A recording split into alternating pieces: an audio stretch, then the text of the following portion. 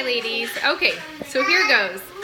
There is a lot of commotion going on. You can tell my girls are hanging out as I'm trying to cook dinner. So this is a daily occurrence. My husband usually works until it's almost bath time, and so it's just us girls during the week.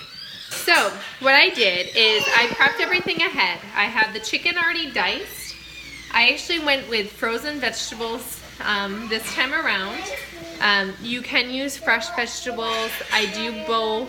I like to keep some frozen vegetables in my freezer for when I have busy days with my girls, and it just saves time.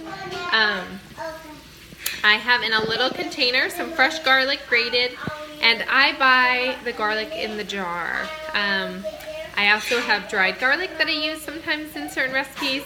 I rarely buy garlic bulbs just because it's a time saver to have it already minced. I am cooking brown rice on my back burner. I always rinse my brown rice. I do typically for my family about 1 cup of rice. I rinse it with a small strainer. I have this little one that I love. I use it with quinoa or brown rice because it's very fine. And with my brown rice, I added to every 1 cup, I do 2.5 cups of water. You can use chicken broth. Just go for preferably organic or just a low sodium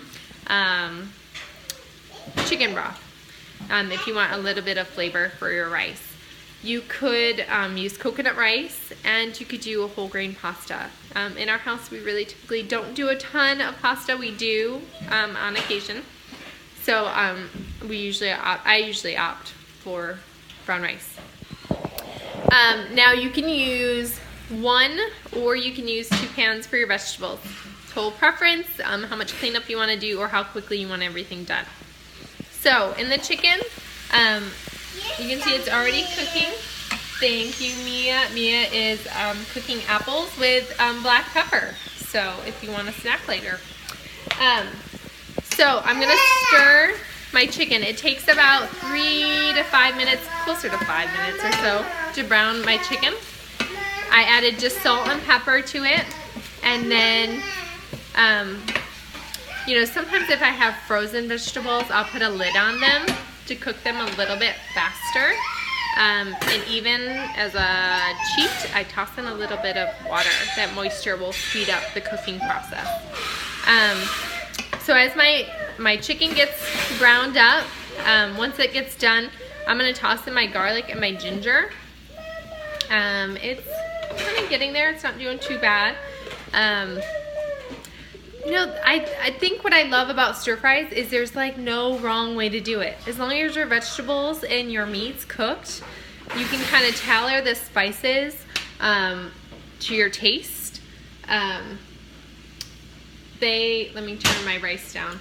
So once your rice starts boiling, you know, most of you know, just turn it down to a low simmer. Tonight I'm using soy sauce in my stir fry. You may come across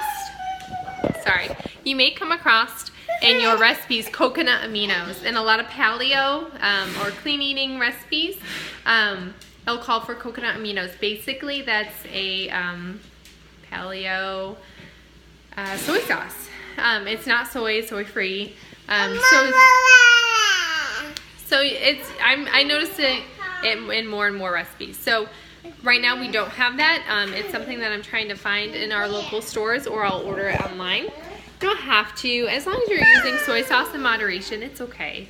But this recipe calls for 1 tablespoon of soy sauce, so that's what we'll be using. Stella likes the camera. Alright, so you can see I put the lid on my veggies, and they are doing fine. I will grab a spoon and stir them up. Since they're frozen, they may take a little bit longer than the regular vegetables. So like I said, I will post a sample recipe, but kind of modify to your taste. Pick the veggies that you like, and you can play around with it. But stir fries are versatile. You know, they're great if you don't know what to cook.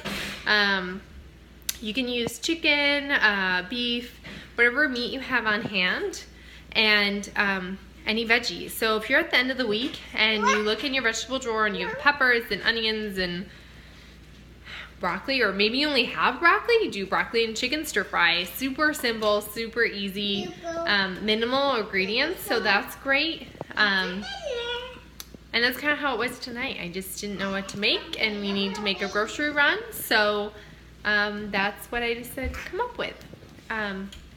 So my chicken's almost done. I'm gonna start one more time probably before I add in the garlic. And once your veggies and your chicken are all the way cooked, that's when you're gonna add in your tablespoon of soy sauce. A lot of the recipes, you'll see also they'll call for some sesame seeds. I don't always keep those on hand. It's kind of a garnish. It's not necessary. But if you are doing a lot of stir fries, or you notice you have a lot of recipes calling for it, then I totally recommend buying it. It's just they usually come in a bigger container, and I just don't want to waste them. So, you know, guys, this is a great example of make the recipes work for you. It's okay. The great thing about cooking, which is different than baking, is if you're missing an ingredient, as long as it's not the primary ingredient, it's okay. You know, like, don't stress about it. You know, and the cleaner the recipes you have, I feel like sometimes the easier it is to omit or modify or substitute ingredients. You know, of course, if you don't have soy sauce for this, that may affect the flavor. Or the ginger, like if you didn't have ginger at home, you could use ground ginger instead. But sorry, this video is taking longer than I expected.